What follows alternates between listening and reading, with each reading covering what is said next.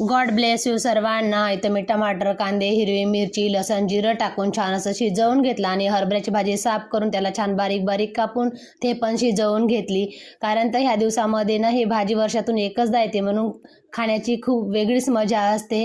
सगळ्यांनाच ही भाजी आवडते. मी कामावर गेली होती, तिथून आणल्या मी वालाच्या शेंगा आणि त्या छान शेंगा दोन्ही थोड्याशा मैत्रिणीला द्यावं म्हणलं आणि थोड्याशा आपण ठेवावं म्हणून मी थोड्याशा तिला दिल्या आणि थोड्याशा मी उन्हामध्ये जाऊन बसली. आम्ही दोघींनी छानशा शेंगा मोडल्या.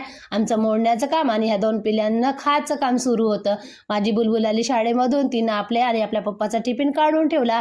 नंतर आम्ही गेलो शॉपिंग करायसाठी. पाहे साडी घेतली आणि चर्चा बांगड्या, मेहंदी सगळं आम्ही शृंगारचं सामान घेतलं. पावडर, टिकली, नेल पॉलिश सगळं सामान घेऊन आम्ही आलो दुकानामध्ये. मग आम्ही केली पेटपूजा.